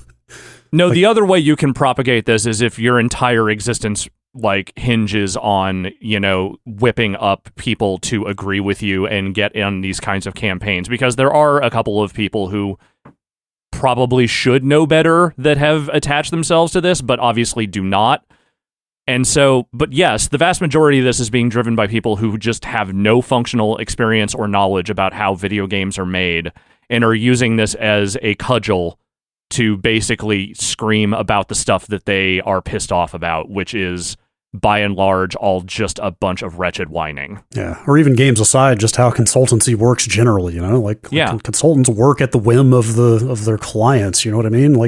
Developers and publishers are the ones who decide to bring these people in for, script doctoring or just general feedback on narrative direction, the type of stuff, the type of advice they offer, but then the developers and publishers choose whether to take that advice or not, Yeah. The idea that they are forcing anything on anybody is so deranged, I don't even know how to approach it. It could not be more the opposite of how that power dynamic actually works. So this quote from Sweet Baby in the Kotaku article says, Sweet Baby is at its core a narrative development company. That means anything from script writing to narrative design to narrative direction to story reviews. One of the things that we do offer is cultural consultations or authenticity consultations. For us, that generally means that we might be asked to look at a story if there's a character in it who is marginalized in a certain way, and the studio wants us to connect them with a consultant who can bring a little bit of authenticity. But the perspective is never that we're coming in and injecting diversity. For the most part, it's the reverse. It's that a company has created a character and they want to make that character more representative and more interesting. Yeah. I mean, I know I shouldn't be looking at this from a rational point of view. This one just seems like a very hard one to even understand what the complaint is, other than you're making games that feel more inclusive. Like that's unless I'm missing something. No, you're not. I mean, Okay. the reality is this is just a temper tantrum from people who don't want video games to be a certain way. That's it. That is really what it boils down to. And unfortunately, you can't just dismiss that out of hand like your natural response might be, because people are being harassed. People are being targeted by this stuff. There's an aspect of this that unfortunately just cannot be ignored, but the reality is there's no substance to any of this. There is nothing in their argument to actually take seriously. The only part that you have to take seriously is the part where these people are directing hate and harassment at people who are not doing any of the things that they are saying they are doing. I consider myself lucky I haven't really been exposed to this. It sounds like it is. Well, you don't hang out on social media. I mean, the real thing is that, like, the way you know about this before the reporting started really coming out on it is you see this stuff in drive-by posts now and again, and just the awful replies that get attached to it. And, that was the only, knowledge I had until people started really digging into it. But now that I've seen kind of the actual substance of what's going on here, it's just formless hate. That's really all. It is just a lot of anger and deeply misdirected anger for reasons that are incredibly just self-centered and awful. Like, that's all it is. Yeah, you're starting to see it grow tendrils in every different direction, as conspiracy theories tend to do. Seizing on other currents in games right now. For example, lack of funding, layoffs, the contraction of the business. There's now this idea floating around that there's all this extra funding that you can now only access if you go woke. What is basically the idea that's being propagated. It's just these things are just. It's rooted in no version of reality. Like what? I don't know. I don't know. I really don't know. If anything, all this really is a potent reminder that a lot of those just ill feelings from Gamergate never went away. Those people never really went away. They just kind of stopped being as publicly visible as they were during the duration of that awful shit. But they were always there, bubbling under the surface. They're still there playing video games and complaining about them in the corners of the internet that allowed them to exist. And this is just an example of that bubbling back to the surface in a way that it hadn't, at least in a major way, in some time. And, unfortunately, when that happens, people get really nasty stuff directed at them. It's not just I saw a bad post. It's no, people are being actually targeted and harassed. A business is being targeted here for things that, again, they are in no way responsible for. This deranged thinking. And it's that stuff never went away. And now it's just it's a reminder that, hey, it's still there. This industry has expanded to the point where the people that were marginalized are now hopefully making more of these games, want to see representation in these games. Companies want to bring in all of those people into a bigger, wider game industry. With that also comes people who want advice on how to do it. Even if Sweet Baby were giving that advice and trying to steer people into if you're actually trying to reach these people, here's a better representation. I think that's an extremely positive thing to celebrate instead of condemn, right? The games that like that traditionally these groups seem to be clamoring for are still out there. And I just don't know if it's a thing. This is going back to the Gamergate days of the argument that like they're taking your game away, right? And they're sanding off all the edges, and it just doesn't hold water as any kind of argument. It never did. It never did. And it especially doesn't now, but I mean, now they're not even trying, again, to couch this sort of stuff in any sort of like, ethics and game journalism bullshit. It's just the open racism and misogyny and all that shit just splayed out for everyone to see. It's just so naked. It is. And the thing is, it can be now because nobody moderates anything on Twitter anymore. And seemingly, Steam's approach to this is we don't get involved in these kinds of things. We don't tell people what kinds of Steam groups they can make unless they are doing something really rotten. And in this case, I guess this does not meet that criteria. So there it is. It can just sit there and continue to exist. I can't say I feel better about knowing this existed, but it's a good thing to be aware of that this is bubbling around out there. I hope I hope it goes away, and I hope the people that are directly involved or targeted by this make it through okay without too much damage. At bare minimum, I feel like I'm seeing a lot fewer seemingly well-meaning people glomming onto this thing as like something legitimate. It seems like it is really just a collection of very aggrieved people who have no idea about anything, just kind of feeding each other over and over again. So I don't know. Look, I hope this shit stops today, but it probably won't. But I don't know that this is going to be, hopefully, nearly as much of a explosion of bad shit as the last time this kind of thing happened. Is there crossover in these? And again, I'm painting with a wide brush here, but like, do you feel like there's crossover in these groups of people that also are the diehard free market folks that are like... I was just thinking about that, and the answer is no. Is it no? Because like... I don't think so. Wouldn't the market self-correct if this were... And again, I'm not talking about the conspiracy theories of banks aren't lending money and people can't get money, and that's the actual reason contractions are happening for studios. But like, if this were bad for business, the market would probably self-correct, right? Yeah, I mean, my feeling is that the free market ideologues fell out of favor quite a while ago at this point. Okay. And the people who are ascendant now are much more in favor of using things like state power or other forms of authority to heavy-handedly correct things like this that they don't like. Yeah. Like letting the market decide is not a thing anymore. So the market decided, and they didn't like how it decided. We live in interesting, dangerous, and weird times. I feel like I wake up every morning saying exactly that to myself. I don't know what else to say about this. Again, I didn't know too much about it. Sounds like there are fires happening on social media. Yes, absolutely. Okay. But yes, I have had the same thought you have of like, again, this is not a small, like, what is it, 16-person consultancy firm dictating all this stuff. It's like developers electing to do this and then bringing in somebody who they think can help them do it, right? Yeah. Yeah. Like it's happening naturally because whether it's what the market wants or it's what developers want to, you know what I mean? Like this, it's a real cart before the horse kind of view on things. All right, let's move on from that to a couple of other quick stories here. E3 is dead. Did you guys get the memo? Yeah. Wait, what? Yeah. Oh, we got to talk about this. I got an email about that. No, we got to talk about this. Finally, a podcast can cover the end of E3.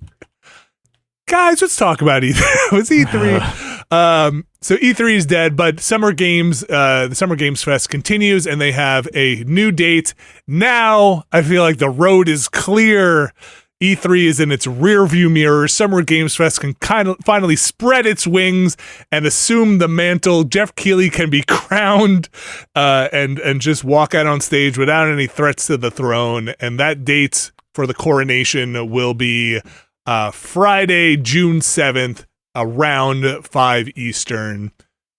Get it wherever your gaming media is streamed. It's happening. All right. Yeah. What day of the week is that? The 7th? It's a Friday. It's a Friday. Interesting. Yeah. I believe. I mean, I can double check the June 7th. Yeah, that is right. Yes, it is a Friday. I'm just kind of thinking back to like what the E3 week used to look like and when streams were for that stuff. And they're prime time now, baby. This feels like kind of a break from that. June 7th. So that's like right in the window, right? Yeah, that's absolutely 100% when E3 might have been. Yeah. Now, like what this thing will be, I'm just assuming there's not a lot of details on that, but I'm just assuming it'll be very similar to what it's been in the past. I think the bigger question for me is, do you get a bunch of announcements from publishers around that time as well? Do you get a Microsoft thing, a showcase? Do you get a Sony showcase? Is there some big Nintendo thing? Do we hear about the Switch before this happens? Definitely not. Definitely not. Well, not at this. I mean, Nintendo. No, not. I mean around this. I see what you mean. Maybe like they'll definitely do their own thing to announce it, but I don't know if Summer Games has the eyes of the world are upon us kind of cachet at this point that these companies would necessarily feel they have to do stuff around Summer Games time. Are we just losing that summer month? Is June just not the place where you have to do your showcase? Yeah, well, it might be, but they might also do it in late June is the thing. Yeah, it's definitely feels like it's becoming a little more diffused than it used to be. Yeah, throughout the summer, throughout the window, whatever it is. I mean, the last couple major streams he's done, or Game Awards or whatever. Well, actually, this past Game Awards did have a ton of stuff. Yeah, but Summer Games Fest last year felt a little light on like new announcements and stuff like that. Yeah, that and the Gamescom opening night were both pretty thin. Yes, definitely. I'll give Keeley a little bit of credit. He actually tweeted about layoffs and stuff yesterday. And pointed people at a resource. Not familiar with this site. He's Jeff Keeley on Twitter. You can go look up what the link that he pointed to. But basically, it was like pointing to a bunch of recruiting and mentorship kind of resources for all the developers losing their jobs. So finally some acknowledgement from that direction on that stuff. We'll see how this stuff all goes. Like it's like there's not going to be an E3, right? So this takes on a little more weight, though I feel like there hasn't been an E3 really in enough time where maybe it's not of consequence.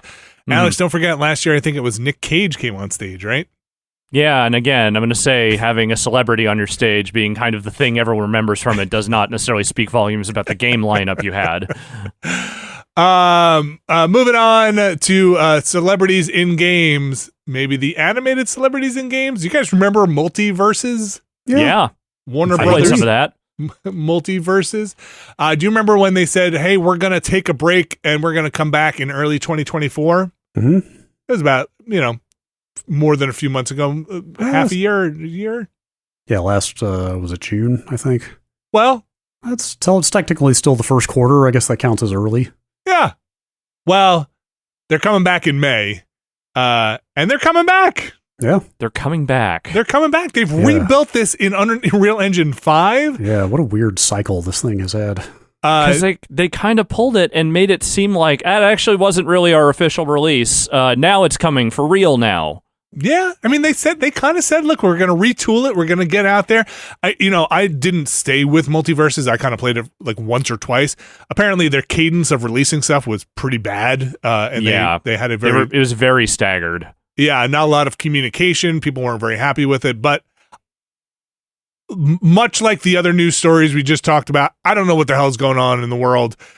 What is Warner Brothers at this point? What happens inside a Warner Brothers boardroom at this point? I have no idea. Yeah, what do they want from their video games? I hadn't even considered this until you brought that up. Like they could have just as easily killed this thing for the tax write-off. Totally. As gone through with bringing it back. So I don't know.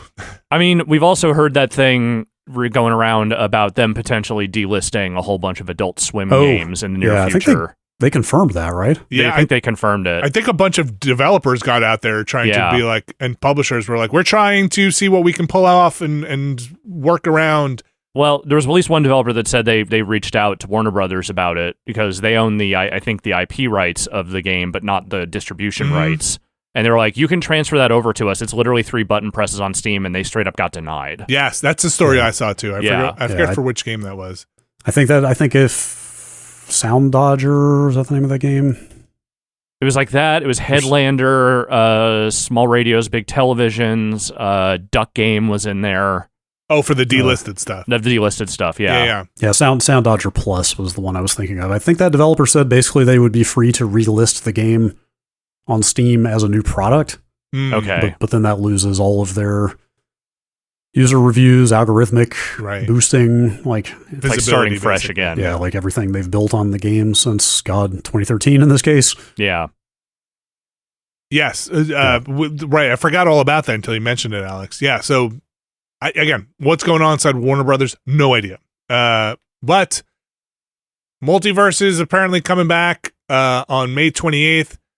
And they've added a couple of other things. I guess it's been playable offline, but they are adding a PvE mode, and a bunch of new characters, personalities. They say, yeah, new characters. I mean, obviously the engine change. Like, fighting community seemed pretty big on this game, or like it seemed like the fundamentals were pretty solid in this thing. It's all about the fundamentals. Yeah, it was a fun one of these. I'm not a big Smash type person, but I had some fun with this one in the little bits that I played. Yeah, I'll be curious to see if the competitive scene takes to this once it's like out.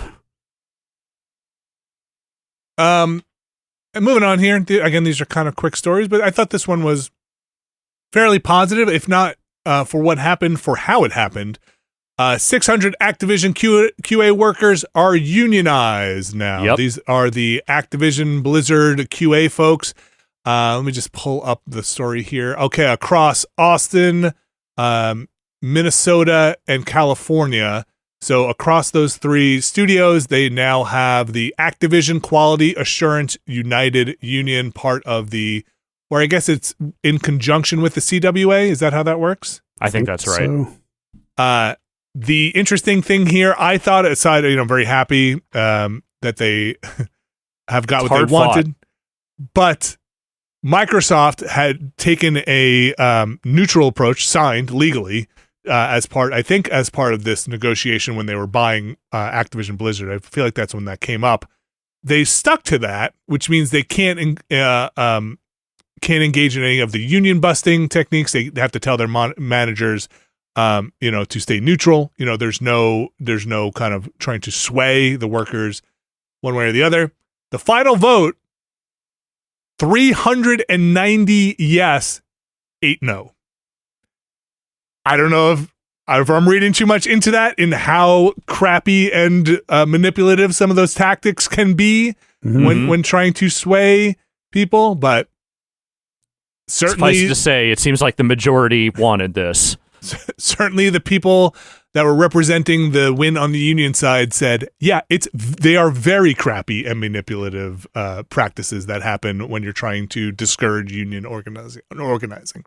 So what also happens here is just kind of with them in a neutral position, fast tracks a lot of the getting the union up and running and getting to the negotiation stage, because they don't have to go through a lot of the National Labor Relations Board stuff, that the election process and stuff there. But that's 600 people. Microsoft also had ZeniMax in their own union, so they joined them as well. This is, I think, in ZeniMax there's about 300 people, I believe it was. So yeah, I don't know if you mentioned, this is apparently the biggest one in the country to date. Oh yeah, this new one. Video game unions, yeah. This Activision QA union is the biggest one so far, which seems like a milestone. Okay, so it's nice to see Microsoft actually walking the walk, Yeah, that's kind of the point of really bringing this up. Aside from, again, pretty happy to see some movement on that front. Was Microsoft did this with ZeniMax as well, and they stuck to their guns when they said they would, or at least apparently did. Again, I'm not inside. I don't know. Seemingly. Yeah, seemingly. Microsoft put out a statement that said, this is to Polygon, "We maintained our commitment to remain neutral during the organizing campaign, and following this vote, we recognize the Communication Workers of America," that's the CWA, "as the bargaining representative for the Activision Publishing Central Quality Assurance employees." Okay, that's a lot of words, but it feels like they end up somewhere good. Their last sentence is, "We look forward to continuing our positive labor management relationship." Boy, words, huh? Yeah. So anyway, I felt like that was a nice little story in a kind of little bit of a sea of some downers. I mean, these unionization efforts have been going on for years. They've found limited success so far in the U.S., but it feels like that, that work has not been for naught, and things are starting to shift. The other nice thing from the story that I was reading on Polygon about it was they talked about how now those separate offices feel a little more united, and they have to come up with their asks, but it's a, look, this is how unions work, but it's now a more cohesive ask, right, against across all the different studios, so that one doesn't get it and the other doesn't get it, which is, I think pretty great. The other thing here, we talked a lot about the layoffs and where the industry is at and, studios closing down. A new studio is popping up from ex-Star Wars Jedi director.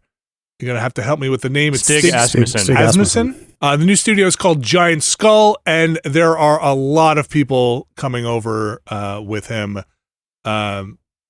Is it worth even reading these off? Developers from Epic, Riot, Rocksteady, kind of a lot of veteran developers, it looks like. He's also, before he went to Respawn, he was kind of the new God of War guy. He's now very much the old God of War guy, but at the time I remember he was the successor to Cory Barlog, I guess. Or no, sorry. I've got that the other way around. Anyway. No, I think that's right. I think Cory took it over first, right? Stig, I know, was, I believe, the lead on God of War 3. I think he was on a couple of the other ones as well, but I don't remember exactly. Oh, okay. That's exactly it. He became the new guy that ran God of War 3 when that happened. So he's been a name for a while, I guess what I'm trying to say. And then Stig's been around for a long, long time. And then he did the 2 Cal Kestis Star Wars games. Yeah. So Giant Skull, what are they going to make? I don't know. AAA single-player focused action-adventure built in Unreal Engine 5. That's right. Yes. They're quote-unquote creating something special. Yeah. Which is like that's notable at a time when nobody seems to be banking on single-player story-focused games. Yeah, and like making a new studio, having the ability to make a new studio and maybe pull in some other talent is a positive thing, Like, there's a lot of people out there looking for jobs. Hopefully this studio does super well and pulls in a bunch of people, and they don't get immediately bought by some giant company who then has problems later on with their bankroll. That is Giant Skull, and from the story I'm reading, their logo looks like a skull. We'll see what kind of games they make. Pretty severe font. It's pretty severe overall, the whole thing. So we'll see what happens there. All right. That's pretty much it for the news. Anybody else got anything else going on? Brad, have you continued to fight the mech and bug menace? No, I haven't really played Helldivers outside of our streams for a while since Final Fantasy came out, but okay. I got to give it up for what they're doing with their updates right now. Like, they added mechs last week. We streamed it on Friday. The mechs happened to just be added like hours before we streamed it. So that was cool. Like, the mechs, they said the mechs were coming, and then they dropped them in there kind of unannounced, and that's cool to have stuff just show up in the game. This flying bug shit, though. Yeah. Is like one of the cooler things I have seen a developer do with a live game in a while. So explain to me exactly how this is going down. It's funny, like, you're kind of hearing about it piecemeal because of the way they've chosen to roll this out. Like, I just kind of started becoming aware of it this morning. What seems to be the case is that they stealth added flying bugs in that last update last week without telling anybody. They must have the spawn rate tuned way down, so only a few players are seeing them sporadically right now, which seems to basically have the net effect of creating this like ground up, like viral situation of a few players running to Reddit and going, what the fuck? I got attacked by flying bugs. Are people seeing this? And no, most people are not. So it's like very rare to happen at the moment. And then the CEO of Arrowhead basically went out there. He was like, what are these people talking about? Bugs can't fly. This sounds like some bug sympathizer propaganda to me. That's like, that carny shit, and yes, I'm all for it. Yeah, I'm all for it. It's kind of amazing to just like stealth put shit in your game and then to not deny that it's in there. That's pretty funny. I think it was back in the day when Wildlands, that fucking Tom Clancy game, when they put that Predator DLC in it. I remember getting really mad that they announced it because I was like, do you have any idea how much cooler it would have been if you were just playing that game and suddenly the Predator was there? Yeah.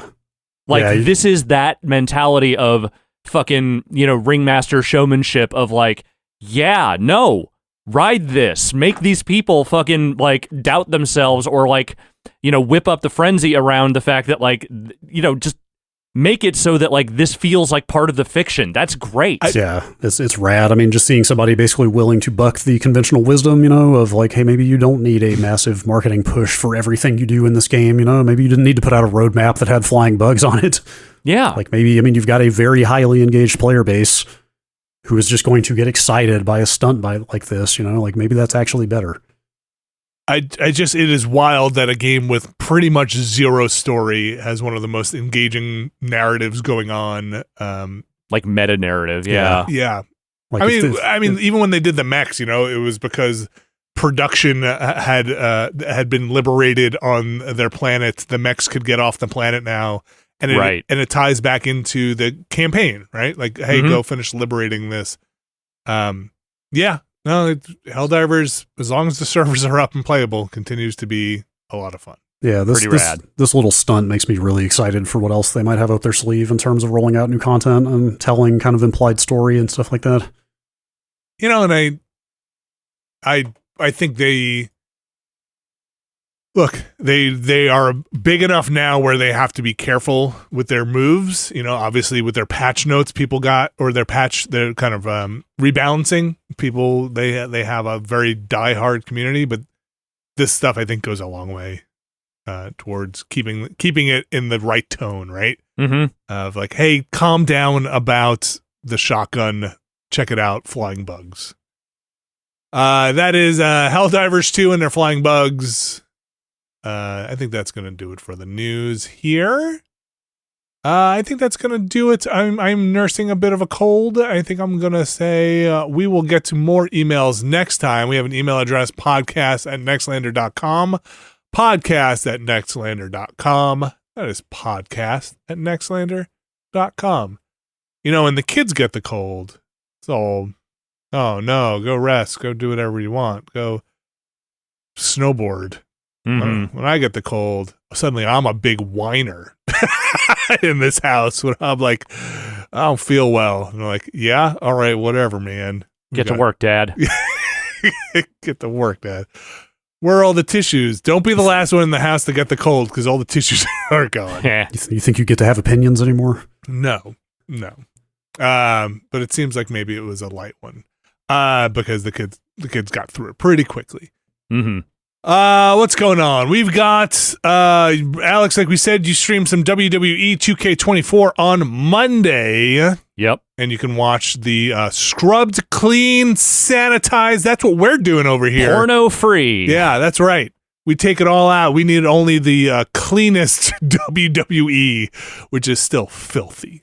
Just in different ways. So you can check that out. That is up now. Over on the Watchcast side of things, we're barreling down our 90s action hero month and change. I'd say more superhero. Sure. It's not Schwarzenegger. It's the Darkmans and Rocketeers and Batmans. Fair distinction. So the Crow is up now. Yeah? Yes. We recorded our episode for The Phantom. And that'll be up next week. We will then be hitting Batman, Tim Burton's Batman, The Batman, and then following up with Teenage Mutant Ninja Turtles, the original live action. The 90s rubber suit movie. Yes. We'll Very see excited about that. I assume it holds up better than the rubber suits, and I assume that joke has been made already, so I'll just reiterate it and claim it. You can check that out over at patreon.com/Nextlander. We also have a Never Been a Better podcast with, I believe it's Austin and Bacalar up there now. You can check that out again, patreon.com/Nextlander, along with a bunch of other goodies. You got the Ramblecast up there. It's where you can get your ad-free podcast there. You can find a tier that is right for you. And in addition to all the goodies that surround the tiers, you help us do what we do. Stay here on the radio waves, giving it to you for 20 years. Can you believe that? It's pretty much true.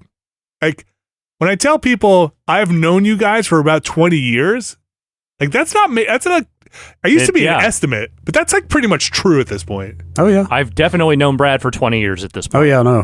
I mean, I can't remember exactly when you started at GameSpot, but I passed 21 years since I started at GameSpot in January. March 2003. Also, this year will be 25 years since I first published work about video games for money. Man. 99 was the first time I wrote anything and somebody paid me for it about video games. Well, do you know you have a better memory than I do, but do you remember when you spoke into a microphone on the hotspot or something? Gosh, hotspot it's started probably in close, 06. right? It was like 06. Started in 06. Hotspot started. So probably safe to say close to 20 years of talking into microphones. Well, we were doing video reviews like almost as soon as we got there, right? Yeah. Or pretty soon after. Very quickly after. That's not a podcast. True. In the traditional sense. I mean, I think it's notable in the sense that most people weren't podcasting back then, so there just aren't a lot of people who can say they've been doing it that long. My point being, we're in the game. I don't know, maybe you guys started the game, but to support us, you can go over to patreon.com/Nextlander to keep us in the game. Can't do it without you. Thanks to everybody who has supported us. Bunch of different tiers there. One tier there, though, gets their names read on this here podcast, and that's the Mysterious Benefactor tier. Alex Navarro, would you read our Mysterious Benefactors for us this week?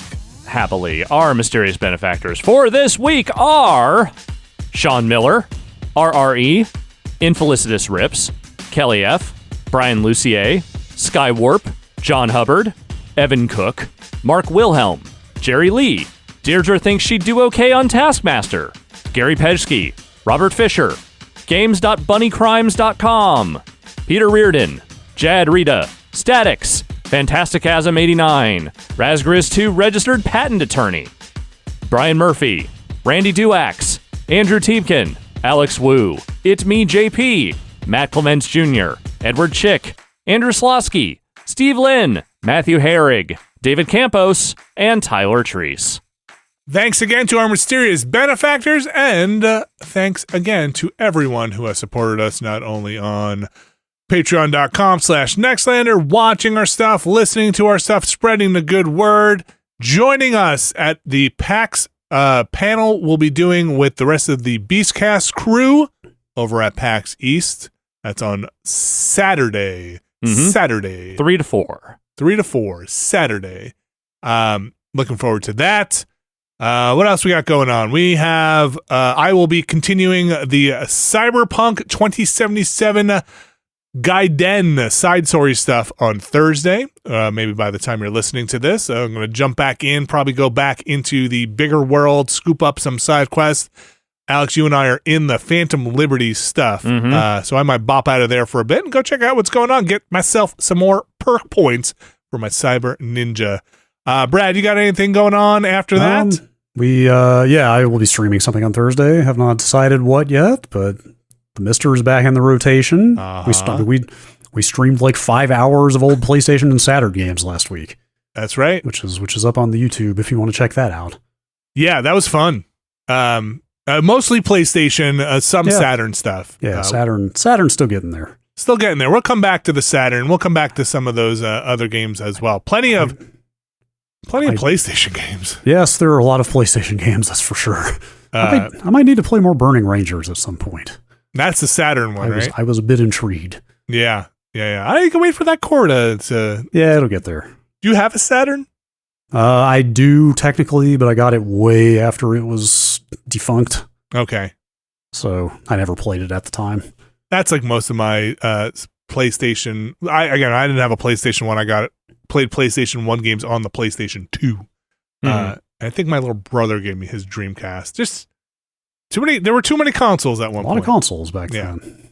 A lot of them. And they're all breaking and dying now. Those disk drives. I guess the PlayStation 1 wasn't long for the world anyway, right? None of this stuff was built to last, man. No. I went through like 4 of those things. Oh man. I found a second one in my parents' basement a few months ago. I've got original? Yeah, like I've got the last one I bought that I put a toggle switch on the mod chip in here with me, but I found another one, another PlayStation in their base. Apparently I had at least, like I said, I went through a lot of PlayStations. I don't even know if that one works or not. The PS1 had one major redesign, like physical. Oh, it had a bunch. Well, okay. I mean, it's the same as every generation where there's like 3 redesigns that you don't notice, because I mean commercial SKUs. But as far as they put one out with different outputs on it at some point. Okay. But then the PS1 quote unquote was the little twee chibi rounded one that's tiny. Oh, okay. Did you have one of those? No. Did they have one with a screen built in? That was the PS1 had an optional add-on LCD screen. It was like a clamshell design that would fold down on top of the PS1. I remember that. Yeah. Okay. I bet that thing's real cool. I bet that screen's real crappy. Yeah. Anyway, you can go check out that stream that we did. That's archived up on YouTube as well. That's going to do it for this week's show. Thanks again to everybody for listening. Thank you, Alex Navarro. Thank you. Thank you, Brad Shoemaker. Mm-hmm. And we'll be back next week.